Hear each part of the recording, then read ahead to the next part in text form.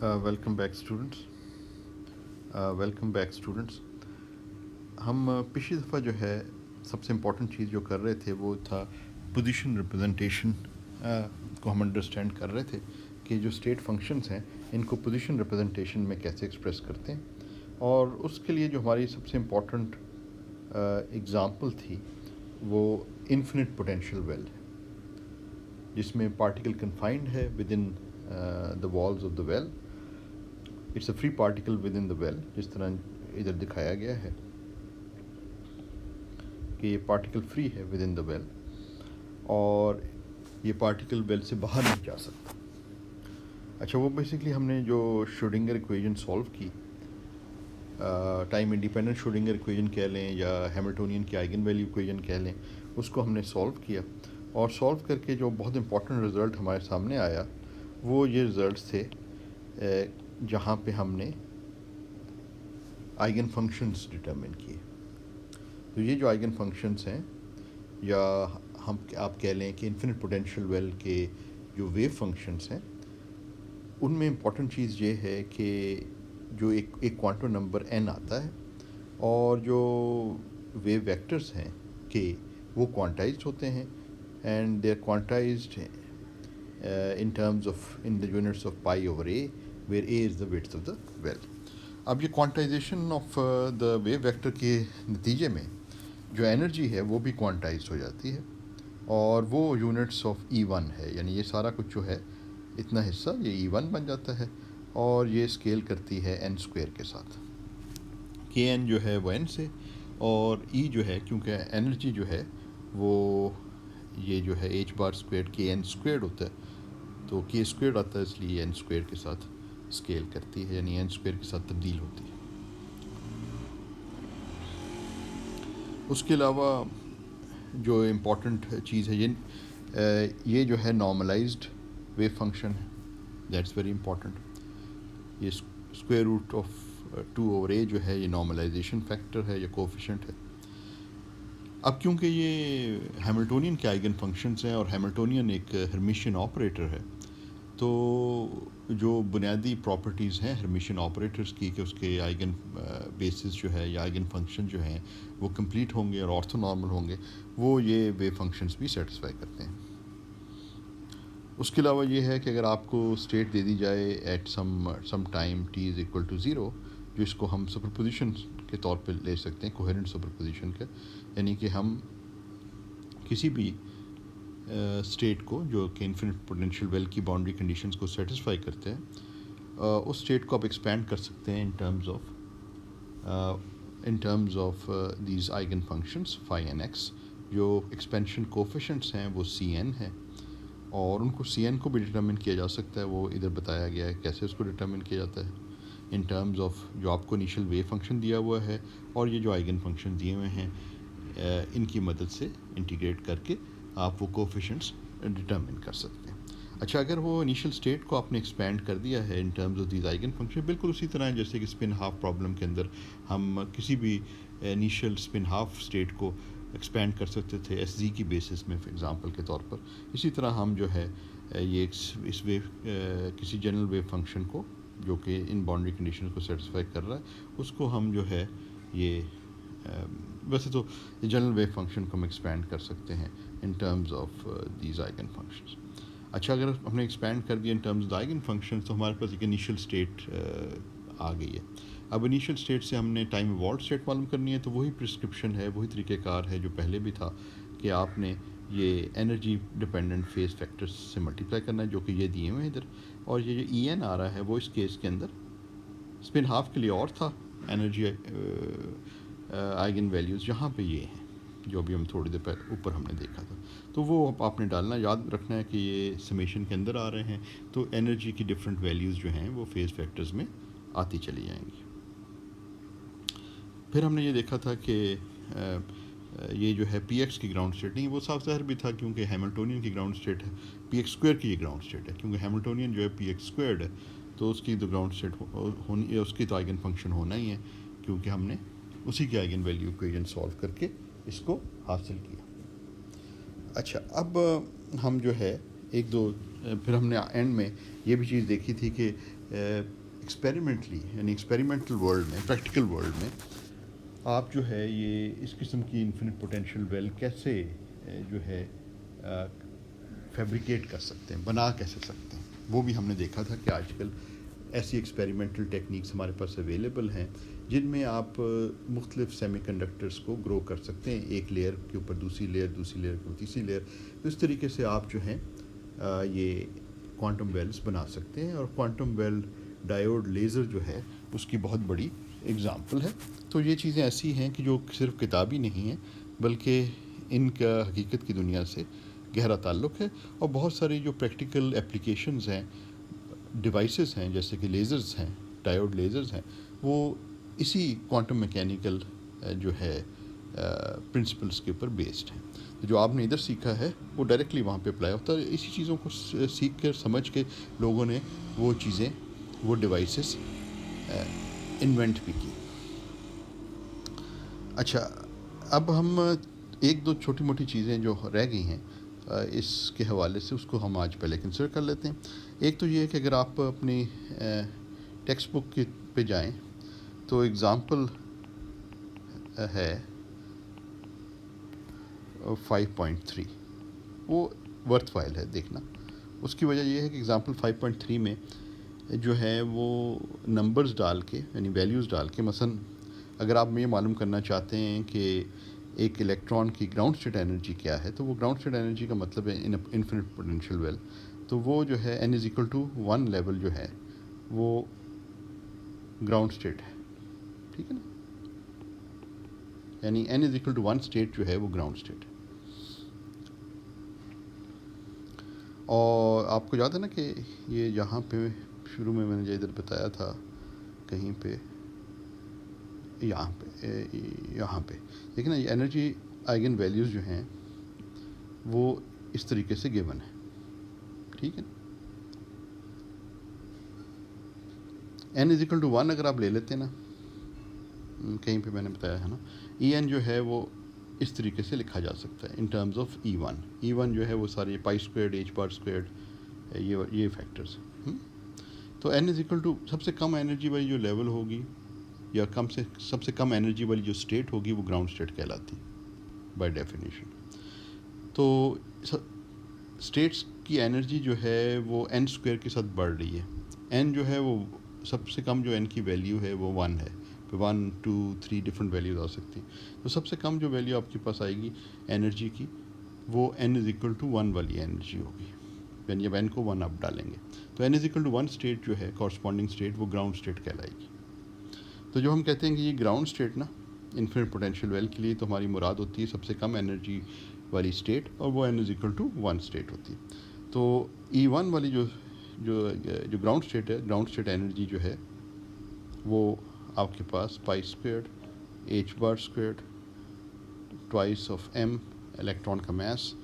Book की notation में L है, हमारी नोटेशन में A है, तो हम A इधर डाल लेते हैं। तो this is the ground state energy.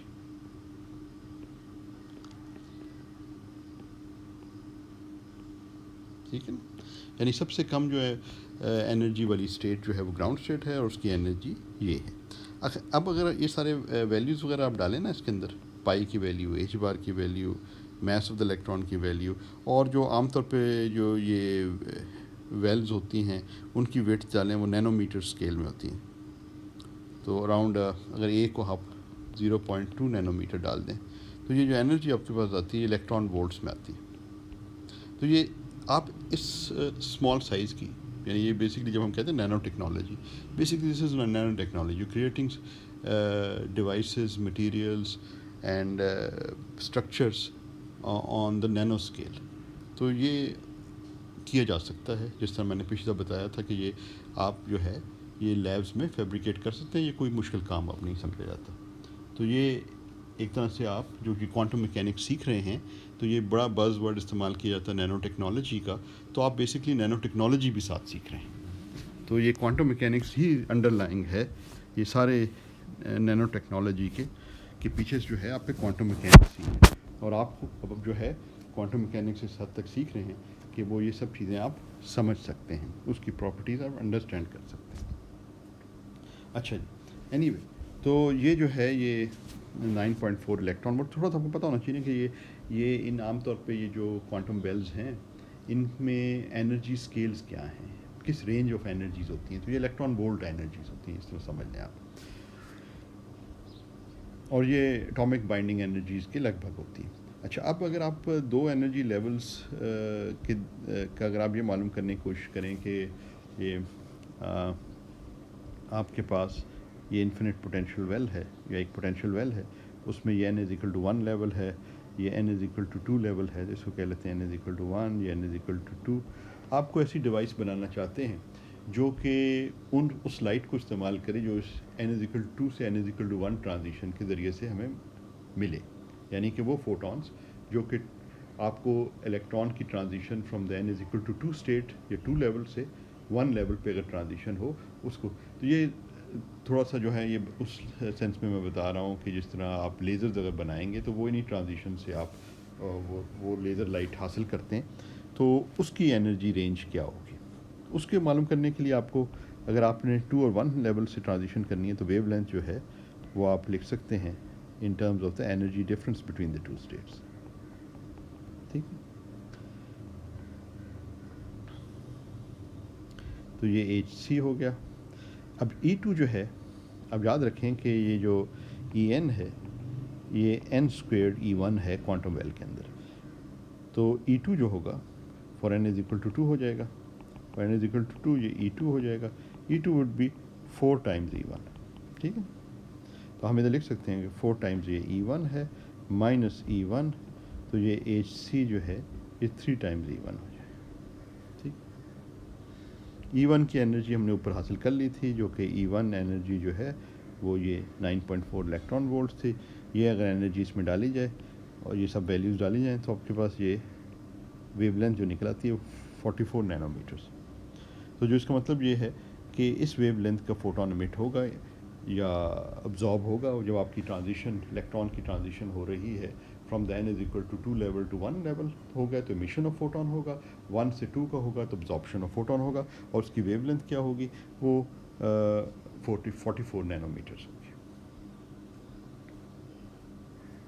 ठीक है ना, तो इस तरीके से आप इसको देख के आप बता सकते हैं किस वेवलेंथ की आपको लाइट चाहिए, तो इन लेवल्स के दरमियान ट्रांजिशन आप कंस्ट्रक्ट ऐसे डिवाइस कंस्ट्रक्ट करें और इस तरीके से इसको मैनिपुलेट करें कि आपको वो रिक्वायर्ड ट्रांजिशंस मिलें।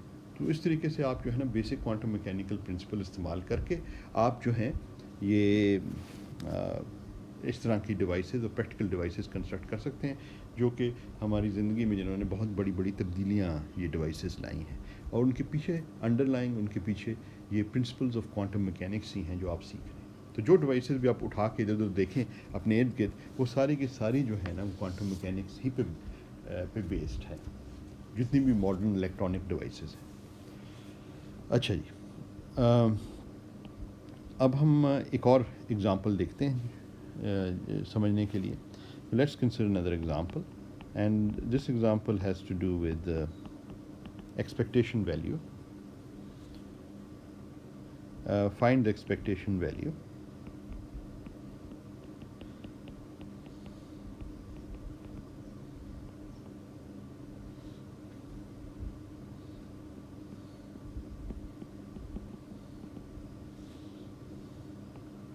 of a particle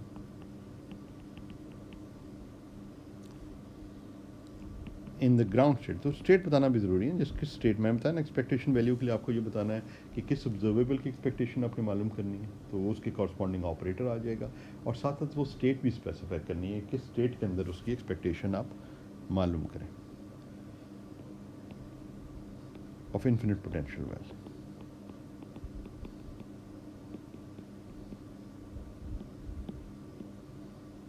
ठीक है, तो बेसिकली जो हमने करना है वो पोजीशन की एक्सपेक्टेशन मालूम करनी है। अब आप देखें इस चैप्टर के अंदर हमारे पास जो है पहले वाले चैप्टर्स के अंदर हमारे पास एसेंशियल जो ऑब्जर्वेबल थे वो स्पिन एंगुलर मोमेंटम के ऑब्जर्वेबल थे, SX, SY, SZ, S², और अब जो ऑब्जर्वेबल्स हैं वो उनमें पोजीशन भी शामिल हो गए हैं। अब हम ये भी जान गए हैं कि पोजीशन की एक्सपेक्टेशन वैल्यू कैसे डिटरमिन करें, वो हम उस पोजीशन में हैं कि हम ये कर सकें। तो लेट्स ग्राउंड स्टेट को अगर हम रिप्रेजेंट करें E1 से बुक की नोटेशन इस्तेमाल करते हुए, तो ये इस तरीके से लिखी जा सकती है एक्सपेक्टेशन। और अगर पोजीशन रिप्रेजेंटेशन में इसको लिखें, जिसे हम बहुत दफ़ा पहले कर चुके हैं, तो ये फाई 1 स्टार एक्स आ जाएगा, ये ब्रा से आ जाता है। ये एक्स ऑपरेटर पोजीशन रिप्रेजेंटेशन में जस्ट मल्टीप्लिकेशन बाय एक्स है, और ये फाई 1 एक्स आ गया, और ये डी एक्स आ गया। बस ये चीज़ अगर आपने लिख ली तो आगे तो काम बहुत ही आसान है। मतलब आगे बेसिकली आपको मैथमेटिकल स्टेप्स ही लेने, यानी कि इंटीग्रेशन ही परफॉर्म करनी है। तो इंटीग्रेशन परफॉर्म करनी है, इसके ऊपर आपने फाई 1 डालना है, फंक्शन फाई 1 जो फंक्शन है एक्सप्लिसिटली उसको डालना है, और वो आगे इसको सॉल्व करना है। तो इसको आप इस तरीके से कर सकते हैं कि minus infinity two plus infinity, इसको इस तरह लिख सकते हैं फाई 1, क्योंकि ये कॉम्प्लेक्स कॉन्जुगेट है, ये फंक्शंस एक दूसरे के एब्सोल्यूट स्क्वायर की फॉर्म में लिखा जा सकता है, and you are integrating with respect to x.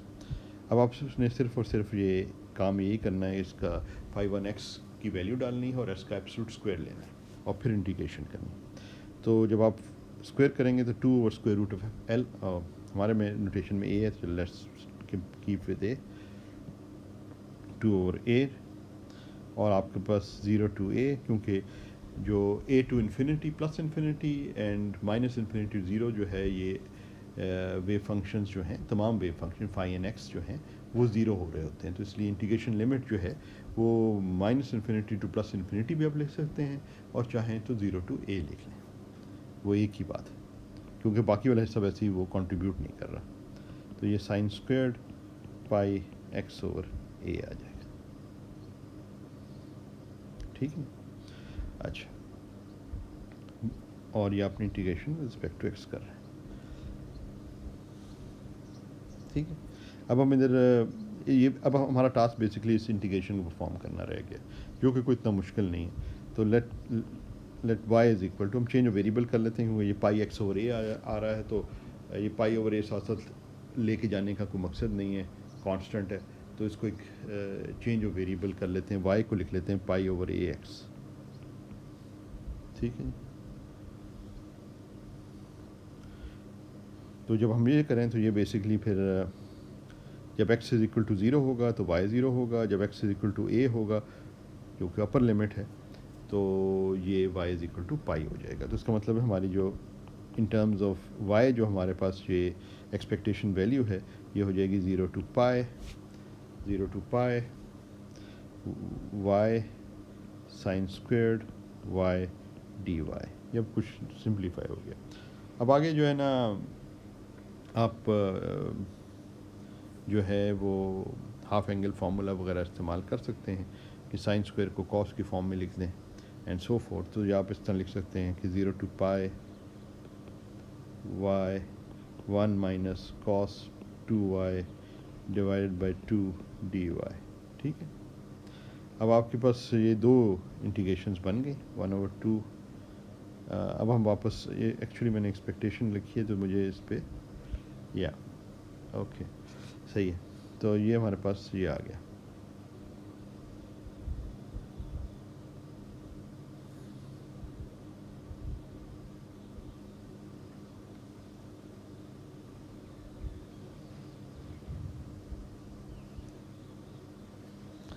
अच्छा जी, तो ये आपके पास 0 टू पाई y dy, ये फैक्टर्स देख लीजिएगा 2 ओवर ए का वगैरह का जो बाहर लगे हुए थे, उनको मैंने कैंसिल किया या नहीं, वो आप लोग चेक कर लीजिए। 0 to pi y cos 2y dy, ठीक है ना।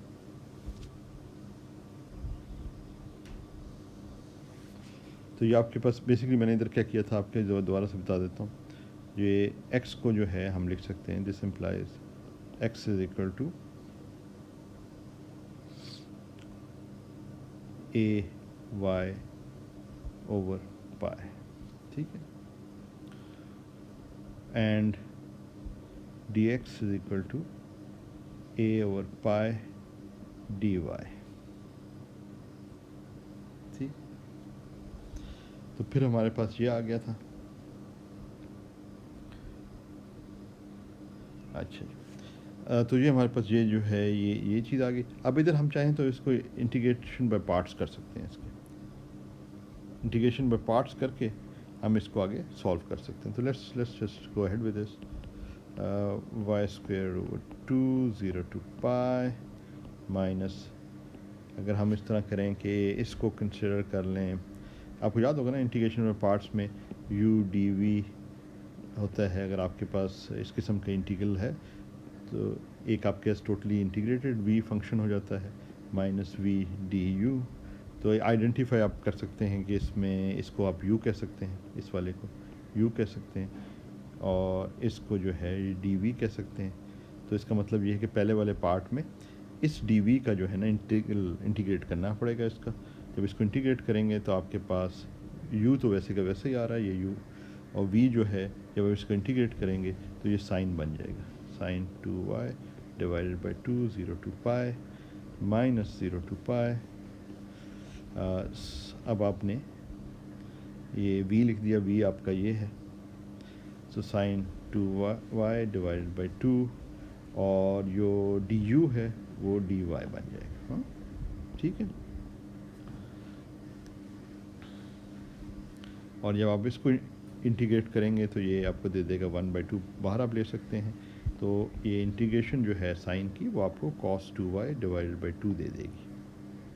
ठीक है, तो आपके पास ये बेसिकली ये आ जाएगा y squared over 4 minus y, ये 2 से अगर अंदर मल्टीप्लाई ओवर 2 से अंदर मल्टीप्लाई कर दें तो साइन 2y डिवाइड बाई 4। जब लोअर लिमिट तो आपको वो दे देगी ना 0 दे देगी। तो ये minus cos 2y divide by 8, और ये पे 0 टू पाई जो है ना हमने अब लिमिट लगानी है। तो अब हम लगाएंगे 0 टू पाई लिमिट इन सब पर। अच्छा, वो सारा एक्सरसाइज अब कर लें तो अब व्हाट यू विल फाइंड, ये चेक कर लीजिएगा। वो जो है यू विल फाइंड ए, इसका रिज़ल्ट जो है, सॉरी, इसका रिज़ल्ट जो है वो a/2 आ जाता है, विच मीन्स एक्सपेक्टेशन वैल्यू जो है वो if you do a lot of measurements, यानी कि बेसिकली एक्सपेक्टेशन वैल्यू क्या बता रही है कि अगर आप पोजीशन मेजरमेंट्स बहुत सारी करते हैं आइडेंटिकल सिस्टम्स पे, कि आपने एक इलेक्ट्रॉन या एक पार्टिकल जो है इन्फिनिट पोटेंशियल वेल में रखा हुआ है और उसकी पोजीशन मेजरमेंट्स कर रहे हैं बार बार, तो जब आप बार बार इसकी पोजीशन मेजरमेंट्स करेंगे तो आपके पास जो एवरेज रिज़ल्ट उस उन मेजरमेंट्स का जो आप जो एवरेज लें तो जो रिज़ल्ट आता है पोजीशन का वो आता है a/2। इसका मतलब है जो एवरेज है वो मिडल ऑफ द वेल है। ठीक है, और सिमेट्री ऑफ द प्रॉब्लम देखें कि अगर सेंटर ऑफ द वेल लें तो उसके पॉजिटिव साइड पे जाएं या नेगेटिव साइड पे जाएं, पोटेंशियल सेम है, पोटेंशियल ज़ीरो ही है ना। तो इसलिए आप ये एक्सपेक्ट करेंगे कि कुछ सेम प्रोबेबिलिटी के साथ a/2 से a तक आपको रिजल्ट्स मिलेंगे पोजीशन के, और इसी तरह सेम प्रोबेबिलिटी के साथ 0 से a/2 वाले आपको रिजल्ट्स मिलेंगे पोजीशन के, और जब उनका एवरेज लेंगे तो वो आपको a/2 मिल जाएगा जो कि आप एक्सपेक्ट करते हैं। तो ये आपको चेक कर लीजिएगा फैक्टर्स वगैरह, और ये सब्स्टिट्यूट करके इसके अंदर कोई मैंने बेसिक सारे स्टेप्स कर लिए। अच्छा, ये तो हमने बेसिकली यहाँ पे जो चीज़ हमने सीखी है वो ये सीखी है कि पोजीशन रिप्रेजेंटेशन की क्या इंपॉर्टेंस है। यानी हमने इधर जो किया है वो हमने पोजीशन रिप्रेजेंटेशन, या जैसे कई दफ़ा पोजीशन बेसिस भी कहते हैं, पोजीशन रिप्रेजेंटेशन में हमने बात की है अब। ठीक है ना, पोजीशन रिप्रेजेंटेशन का मतलब है कि हमारे जो वेव फंक्शंस हैं जो φ1x हैं वो हमें पोजीशन डिफरेंट स्टेट्स की डिफरेंट पोजीशन पे होने की का एम्पलीट्यूड बता रहे हैं। ठीक है ना, तो अब हम पोजीशन एज एन ऑब्जर्वेबल और उसके बारे में हम इंफॉर्मेशन हासिल कर रहे हैं थ्रू दीज वेव फंक्शंस। और हमारे लिए जो प्रोटोटिपिकल और इम्पॉर्टेंट एग्जांपल थी वो इन्फिनिट पोटेंशियल वेल वाली थी, जिसको भी हमने कंसिडर किया। ठीक है, अच्छा, अब हम जो है इसमें एक दो चीज़ें और भी हम देख सकते हैं कि चलें लेट्स डू अनदर एग्जांपल, ताकि ये चीज़ें आपको थोड़ी सी ज़्यादा क्लियर हो जाएं। Let me do another example. Let me consider a case where we have an infinite potential well of width A या L, जो भी आप कहना चाहें, और हम कहते हैं कि जी एग्ज़ाम्पल हम करते हैं और हम कहते हैं कि जी पार्टिकल जो है इन्फिनिट पोटेंशियल वेल में है, मगर जो उसकी इनिशियल स्टेट है which is a superposition of two states, वो ground state plus the second excited state, तो plus the first excited state. Let's say ये कुछ भी आप ले सकते हैं, आप सुपरपोजिशन कितनी भी स्टेट्स की ले सकते हैं, इसलिए कोई इसमें मुश्किल नहीं है, मगर सबसे पहले जो है वो ये ज़रूरी है कि हम एल लेंथ उसकी या विड्थ ऑफ द वेल जो है वो एल है, और time t is equal to zero वो जो है, चलें इसको मैं थोड़ा सा एक और तरीके से लिखता हूँ ताकि आपके लिए थोड़ा सी आसानी हो जाए। Let's say that it is a superposition of two states, let's say phi 2x, yes इसको इस तरह ले लेते हैं, plus twice of phi 1x। मैं एक नॉर्मलाइज स्टेट कंस्ट्रक्ट करना चाह रहा हूँ। ये आपकी इनिशियल स्टेट है, this is the state at time t is equal to zero, this is your initial state. अब आप बिल्कुल वही प्रिंसिपल याद करें जो हमने स्पिन हाफ के लिए किए थे, इनिशियल स्टेट जिसका मतलब है state at time t is equal to zero. अब आपको अंदाज़ा हो रहा है कि मैं अब किस तरफ जा रहा हूँ, मैं अब टाइम वॉल्ट स्टेट की तरफ जाऊँगा और प्रोबेबिलिटीज़ की बात करूँगा। बिल्कुल उसी तरह जिस तरह स्पिन हाफ प्रॉब्लम में हमने time t is equal to zero या इनिशियल स्टेट लिखी थी, और वो इनिशियल स्टेट जो है वो was written in the eigenbasis of the SZ operator for example, और फिर हमने देखा टाइम वॉल्ट स्टेट क्या है। इसी तरह हमने पिछले लेक्चर्स में भी हमने ये भी देखा था कि अगर एक स्पिन हाफ को मैग्नेटिक फील्ड में रख लिया जाए तो एक इनिशियल स्टेट हो और उसको किस तरीके से सुपरपोजिशन ऑफ स्टेट्स में लिखा जा सकता है। Excuse me. तो वही बिल्कुल वही प्रिंसिपल इधर भी अप्लाई हो रहे हैं, सिर्फ ये है कि अब हम पोजिशंस रिप्रेजेंटेशन में हैं, हम आइगन फंक्शंस या वेव फंक्शन से डील कर रहे हैं, प्रिंसिपल्स सारे के सारे वही हैं।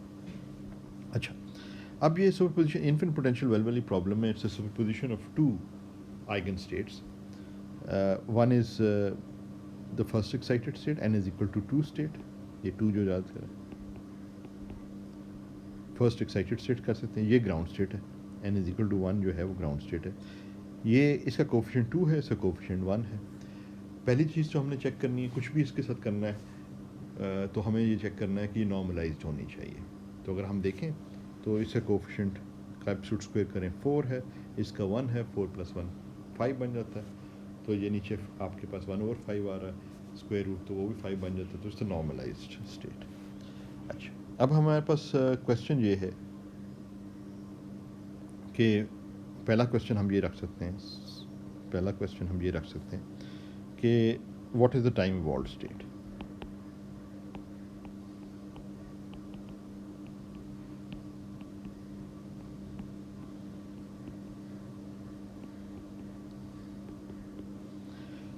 कि टाइम इवॉल्व्ड स्टेट क्या होगी, तो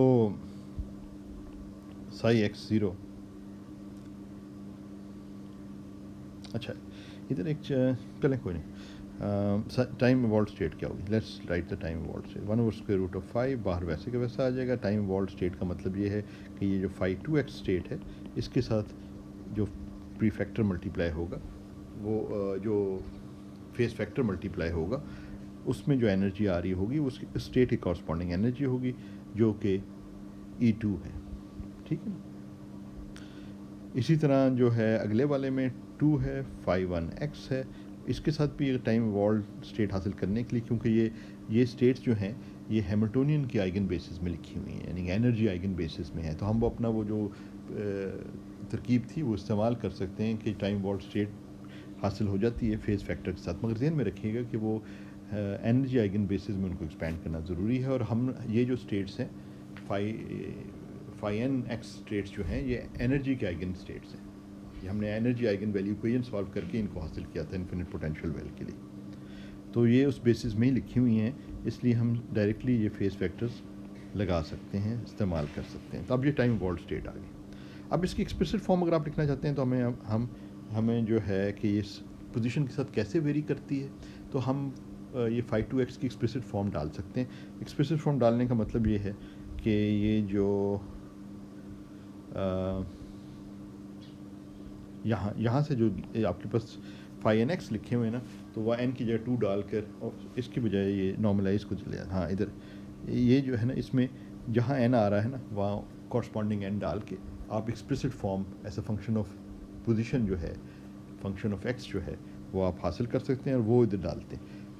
अल्टीमेटली जो आपने इसको सॉल्व करना है तो वो फिर डालना होगा, यानी कि इसको फिर जब आपने लिखना है तो इसको आपको ये लिखना पड़ेगा 2 बाय ए को अगर हम बाहर ले लें तो ये साइन 2 पाई एक्स ओवर ए है। एक्सपोनेंशियल मैं सारा वो नहीं लिखता, E2 में वो फैक्टर्स नहीं लिखते, वो अगर स्पेसिफिक लिखना है तो वो भी लिखना चाहिए असूली तौर पर। और यहाँ पे आ जाएगा sine pi x over a exponential minus E1 over h bar, और ये आ गया। और नीचे जो है आपके पास वो जो बाहर आपके पास स्क्वायर रूट ऑफ 5 था, 1 ओवर स्क्वायर रूट ऑफ 5, वो इधर आ जाएगा। अब ये भी तो इसका टाइम इवॉल्व स्टेट हमारे पास आ गई है, एक्सप्लिसिट फॉर्म उसकी टाइम इवॉल्व स्टेट कि टाइम के साथ जो है ये वेव फंक्शन मुख्तलिफ टाइम पे वेव फंक्शन की क्या फॉर्म है वो हमारे पास सामने हमारे आ गई है। अब ये सवाल किया जा सकता है कि क्या एनर्जीज अगर टाइम टी पे आप मेजरमेंट करें एनर्जी की तो क्या वैल्यूज़ मिल सकती हैं, ये सवाल किया जा सकता है, और उनकी क्या प्रोबेबिलिटीज़ हैं। At time t what values of energy can be obtained, values of energy can be obtained,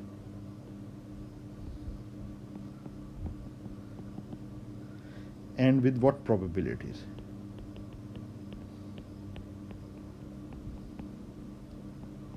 ठीक है ना, ये वैलिड क्वेश्चन कि हम टाइम टी पे एक्सपेरिमेंट करते हैं, हम कोई ऐसा एक्सपेरिमेंट करते हैं जो हमें एनर्जी एक ऑब्जर्वेबल है उसकी वैल्यू हमें हाथ देता है, तो कौन सी वैल्यूज आ सकती हैं और क्या प्रोबेबिलिटीज़ होंगी। ये चीज़ ये बुनियादी सवाल होते हैं ना क्वांटम मैकेनिक्स के कि कॉरस्पॉन्ड क्या ये ऑब्जर्वेबल है एनर्जी मिसाल के तौर पर, और उसकी क्या प्रोबेबिलिटी है।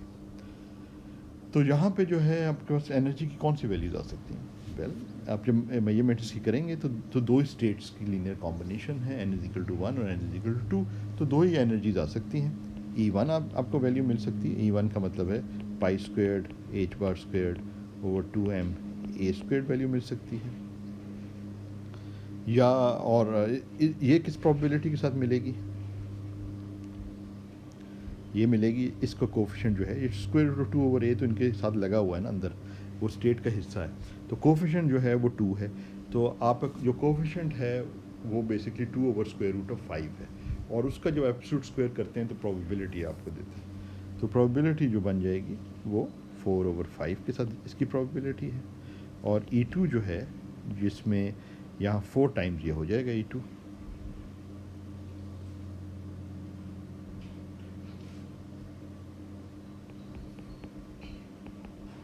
टू एम ए स्क्वेयर्ड, या अगर 2 उसको कैंसिल करें तो 2 pi squared h bar squared over m a squared, और इसकी प्रोबेबिलिटी जो है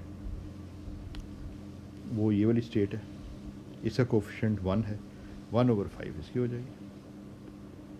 ठीक है ना, आप चाहें तो प्रोजेक्शन लेके इंटीग्रेट भी कर सकते हैं, और ये भी चाहें तो इसको डिराक नोटेशन में भी लिख सकते हैं और ये चीज़ मालूम कर सकते हैं। डिराक नोटेशन में लिखने का मतलब ये है कि आप बेसिकली ये लिख लें, साई को आप इस तरह भी लिख सकते थे कि या 1 ओवर स्क्वायर रूट ऑफ 5, ये पहली वाली इक्वेशन जो है ना, ये वाली, इस वाली को वहाँ से पे सब चीज़ें आगे चलती, उसको हम लिख सकते थे ये ट्वाइस ऑफ 5, ये डिराक नोटेशन में है, it's linear combination of the 2 and 1 state. ठीक है, और पोजीशन रिप्रेजेंटेशन में इसको लिखना है तो x के साथ इसका इनर प्रोडक्ट आप ले सकते हैं दोनों साइड पे, तो वो फिर आपके वो ऊपर वाली चीज़ बन जाती है। तो आपने पोजीशन रिप्रेजेंटेशन लिख ली। डिराक नोटेशन का फ़ायदा ये है कि it's independent of position, I mean independent of representation. ठीक है, अब ये भी क्वेश्चन किया जाता है एक्सपेक्टेशन वैल्यू ऑफ एनर्जी क्या होगी, वो भी वैलिड सवाल है, ठीक है ना। तो वो अब आप खुद कर लेगा homework. What is the expectation value of energy?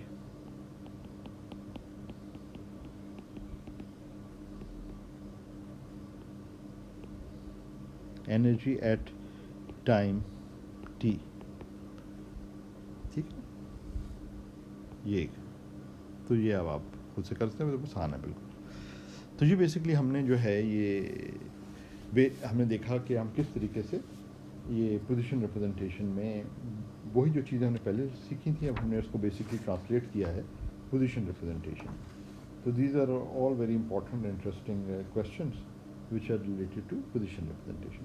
अब आप बुक के वो वाले सेक्शन पढ़ सकते हैं जिनमें ये जो है इन चीज़ों को डिस्कस किया गया है। कुछ एग्जांपल्स वगैरह हैं, ज़्यादातर एग्जांपल्स ऐसी हैं जिनमें ज़रा जो इंटीग्रेशंस हैं वो थोड़ी टीडियस हैं, थोड़ी लंबी लंबी इंटीग्रेशंस हैं। बाकी कोई जो फिज़िकल प्रिंसिपल्स हैं वो जो मैंने आपको सब बता दिए हैं वो सारे के सारे इसको कवर करते हैं, वो कोई इतना मुश्किल नहीं है। वो सब चीज़ें यही हैं जो अभी हम डिस्कस किए हुए हैं। अच्छा, अब इस पॉइंट पर जो है एक चीज़, क्योंकि अब हम एंड ऑफ द सेमेस्टर पे आ रहे हैं, तो एक चीज़ जो इम्पोर्टेंट आप लोगों के साथ शेयर करनी है as far as these lectures is concern, और वो ये है कि हमें पोजीशन के अलावा जो इम्पोर्टेंट ऑब्जर्वेबल है मोमेंटम, हमने ये भी देखना है कि मोमेंटम रिप्रेजेंटेशन में स्टेट्स को कैसे लिखा जाता है, या दूसरे लफ्ज़ों में मोमेंटम ऑब्जर्वेबल्स के बारे में हमें इंफॉर्मेशन क्वांटम मैकेनिक्स से कैसे हासिल होती है, क्वांटम मैकेनिकल प्रिंसिपल्स हमें कैसे वो इंफॉर्मेशन देते हैं। तो उसके लिए जो है ना हम थोड़ा आगे बढ़ते हैं। बेसिकली वो हम चैप्टर 6 को डिस्कस करने लगे हैं आपकी किताब का, और उसमें जो है हम सबसे पहले जिस प्रॉब्लम को डिस्कस करेंगे वो एक्चुअली ये प्रॉब्लम सिंपलर प्रॉब्लम है। सिंपलर तो नहीं कहना चाहिए, मगर क्लासिकल अगर आप फिज़िक्स कर रहे होते हैं ना तो इस प्रॉब्लम को पहले करते हैं इन्फिनिट पोटेंशियल वेल की निस्बत, और वो है फ्री पार्टिकल प्रॉब्लम, यानी कि आप फ्री पार्टिकल की आइगन स्टेट्स मालूम करना चाह रहे हैं, ठीक है ना। फ्री पार्टिकल तो आप समझेंगे सबसे सिंपल है, उसमें तो पोटेंशियल एनर्जी की टर्म है ही नहीं, it should be the simplest, we should have started with this.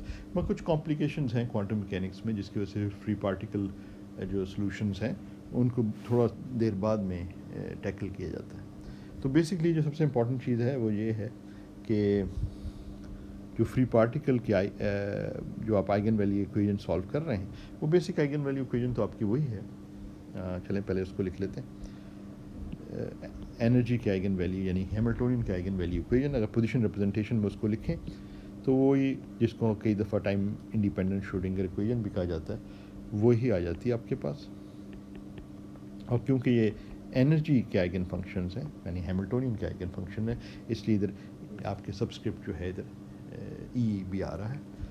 तो जनरली जो है ना वो इस फॉर्म का है, फाई एक्स, ये Hamiltonian acting on phi x eigen value equation है, तो राइट हैंड साइड पे आपको एनर्जी आनी चाहिए और वही फंक्शन आपके पास दोबारा आ जाना चाहिए, ठीक है ना।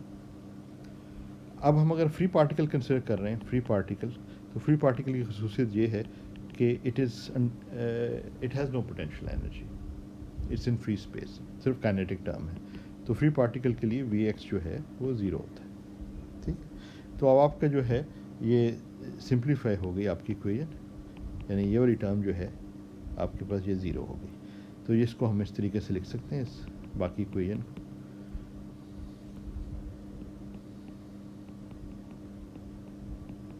ये फाई ई एक्स आ गया, ठीक है। बेसिकली आपके पास ये फॉर्म इसकी बन गई। अब वो इसी तरह हमने जिस तरह किया था कि के स्क्वायर जो है उसको हमने डिफ़ाइन कर दिया था 2m_e, ये जो आपके राइट हैंड साइड पे कोफिशिएंट आ रहा है ना, तो इसकी डायमेंशन जो है 1/द लेंथ स्क्वायर्ड की, तो ये वे वेक्टर हम इसे कह सकते हैं। तो ये d2 second derivative with respect to x of phi x जो है, इस इक्वेशन को हम सिंपली इस फॉर्म में भी लिख सकते हैं कि -k² फाई ई एक्स। अगर आप याद करें तो ये इक्वेशन वही है जो हमारे इन्फिनिट पोटेंशियल वेल वाले केस में थी, इनसाइड द वेल, ठीक है ना। वहाँ भी पार्टिकल के लिए कोई पोटेंशियल नहीं था, फ्री पार्टिकल था इनसाइड द वेल, सिर्फ काइनेटिक टर्म थी। सिर्फ आउटसाइड द वेल जो है फ़र्क सिर्फ ये है कि वहाँ बाउंड्री कंडीशन ये थी कि ये पार्टिकल जो है ये वेल से बाहर नहीं जा सकता। यहाँ कोई ऐसी बाउंड्री कंडीशन नहीं, particle is free to go anywhere on the x axis. One dimensional problem है, particle can only move on the x axis, समझ लें सिंगल लाइन पे मूव कर सकते हैं। अच्छा, जो फ्री पार्टिकल केस है ना, उसके लिए थोड़ा सा आप स्टैंडिंग वेव्स की बजाय, क्योंकि वो तो है नहीं, स्टैंडिंग वेव्स तो है नहीं, तो ये प्लेन वेव्स जो हैं are better solution differential equation का यहाँ भी साइन और कोसाइन की फॉर्म में लिखा जा सकता है, जिस तरह हमने वहाँ साइन और कोसाइन की लीनियर कॉम्बिनेशन में लिखा था, मगर ज़्यादा कन्वीनियंट हो जाता है अगर हम इसको जो है ये एक्सपोनेंशियल्स की फॉर्म में लिख लें। तो जो सोल्यूशन हम इस्तेमाल कर लें फ्री पार्टिकल के लिए वो आम तौर से ज़्यादा कन्वीनियंट होता है अगर हम इसको आई के एक्स प्लस बी, दो कोफिशिएंट्स तो चाहिए ना आपको, जो कि बाउंड्री कंडीशंस फिक्स करेंगी सेकंड ऑर्डर डिफरेंशियल इक्वेशन। ये नॉर्मलाइजेशन से हम हासिल कर सकते हैं ए और बी के लिए, ठीक है ना। अच्छा, एक दो चीज़ें इसमें, क्योंकि ये सॉल्यूशंस जो हैं, अगर आप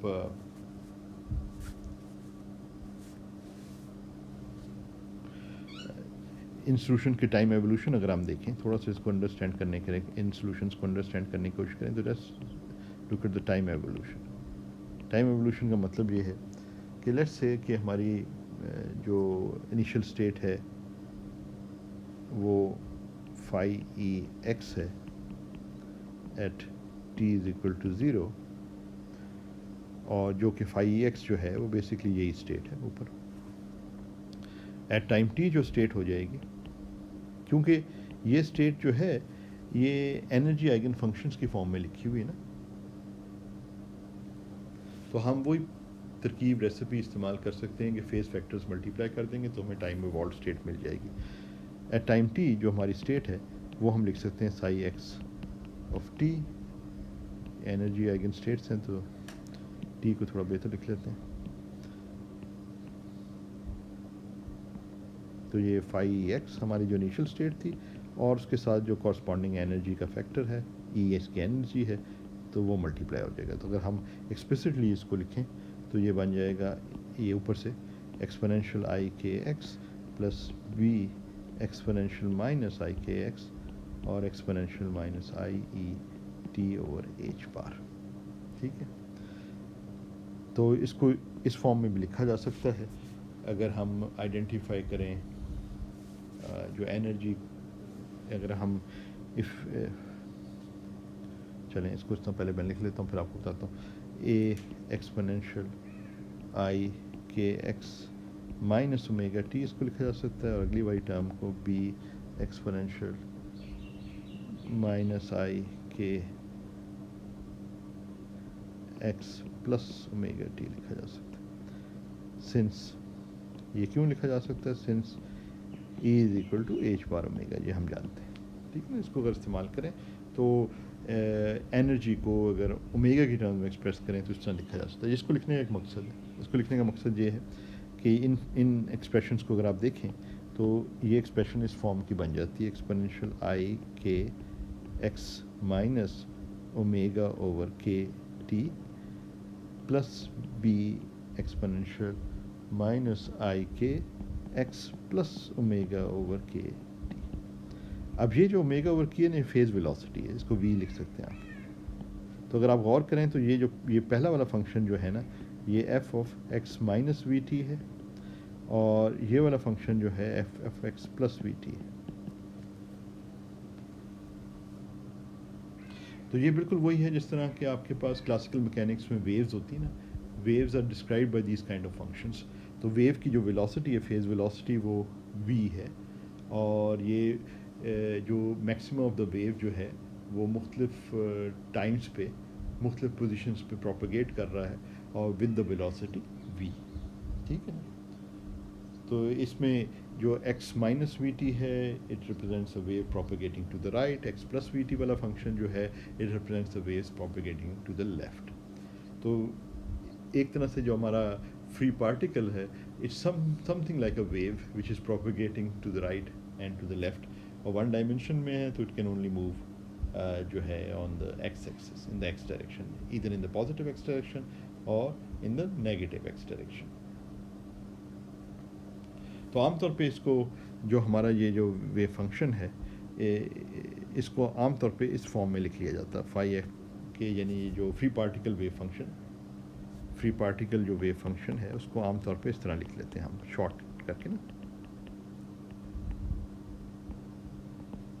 उसको हम लिख लेते हैं ए एक्सपोनेंशियल आई के एक्स। अब के जो है ना ये इसमें के पॉजिटिव वैल्यूज़ भी ले सकता है और के जो है नेगेटिव वैल्यू भी ले सकता है, और इसका साइन जो है ना बताता है कि डायरेक्शन जो है वो पॉजिटिव एक्स डायरेक्शन पे है की तरफ है या नेगेटिव एक्स डायरेक्शन की तरफ है। तो ये जो है आमतौर पे इम्पॉर्टेंट रिजल्ट है because this represents the free particle wave function. इसको हम आमतौर पे प्लेन वेव भी कहते हैं। मगर ये जहन में रखें कि जिस वक्त हम इसकी प्रोपगेशन टाइम एवोल्यूशन की बात करेंगे तो उसके साथ ये we omega over k T वाले फैक्टर्स लगेंगे, एक्स माइनस के, यानी बेसिकली ये रिफॉर्म बन जाएगी इसकी विद के पॉजिटिव एंड नेगेटिव। तो ये दोनों सेट्स, दोनों टर्म्स आपके पास उस तरीके से आ जाएंगी और टाइम डिपेंडेंस जो है ना इसकी उस फॉर्म में। तो ये जो है ये बड़ा इंपॉर्टेंट रिजल्ट है जो कि प्लेन वेव है, प्लेन वेव स्टेट भी इसको कहते हैं कई दफ़ा, और ये फ्री पार्टिकल स्टेट है, ये फ्री पार्टिकल आइगन स्टेट है, फ्री पार्टिकल वेव फंक्शन। जो मज़े की बात ये है कि यही जो वेव फंक्शन है फ्री पार्टिकल का, हमने इन्फिनिट पोटेंशियल वेल में तो देखा था कि इन्फिनिट पोटेंशियल वेल के जो साइन फंक्शंस जो हमारे पास थे वो मोमेंटम की आइगन फंक्शंस नहीं थे। मगर ये जो प्लेन वेव स्टेट्स हैं ना, ये फ्री पार्टिकल जो आइगन स्टेट्स हैं, these are eigen functions of the momentum operator. तो अगर हम मोमेंटम ऑपरेटर इस पर ऑपरेट करें, अब ये पोजीशन रिप्रेजेंटेशन में है, तो मोमेंटम ऑपरेटर इन पोजीशन रिप्रेजेंटेशन जो है वो minus I H bar D by D x होता है। एंड और ये फंक्शन क्या है, ये फंक्शन है ए एक्सपोनेंशियल आई के एक्स पे एक्ट करेगा। तो ये जब इस पे एक्ट करता है तो ये आपको माइनस आई एच बार पहले आ गया, और यहाँ से आपके पास जो फैक्टर आता है वो आ जाता है आई के और ए एक्सपोनेंशियल आई के एक्स। तो ये आपके पास आई इंटू आई जो है वो -1 होता है, वो माइनस है प्लस, तो ये एच बार के आ गया और ये ए एक्सपोनेंशियल आई के एक्स वो फंक्शन वापस मिल गया। तो ये बेसिकली जो है आपके पास ये जो है ना आपके दोबारा फाई के एक्स आ गया। तो ये आइगन वैल्यू इक्वेशन सेटिस्फाई हो रही है मोमेंटम ऑपरेटर की पोजीशन रिप्रेजेंटेशन। इसका मतलब these are eigen functions of momentum operator also with the eigen value h bar k. इसका मतलब पी जो आइगन वैल्यू है, नॉट एन ऑपरेटर नंबर, वो एच बार के है। ठीक है ना। तो these are eigen functions of the momentum operator. तो हम इसको पी, अगर हम ये लिखें पी, इसको हम अगर पी कह लें तो ये बेसिकली हम इसको इस तरह भी लिख सकते हैं। अगर पी की फॉर्म में लिख रहे हैं तो ये याद रखते हुए कि p is equal to h bar k, तो कहाँ जहाँ के लिखा हुआ है वहाँ हम पी भी लिख सकते हैं। तो 5px is equal to p momentum 5px। तो this is in a sense momentum eigen value equation, जो बेसिकली ये और ये एक ही चीज़ है। ठीक है, सिर्फ पी लिख दिया उसकी जगह। तो इसको अगर हम कई दफ़ा लिखते हैं तो 5p के फॉर्म में अगर हमने प्लेन वेव स्टेट जो फ्री पार्टिकल स्टेट है उसको लिखना है तो हम इसको आई के की जगह p ओवर एच बार आ जाएगा, x आ जाएगा। तो इसको आमतौर पर इस तरह लिखा जाता है exponential i p x over h bar. ये और ये एक ही है, सिर्फ ये है कि आपने ये इस्तेमाल किया p is equal to h bar के।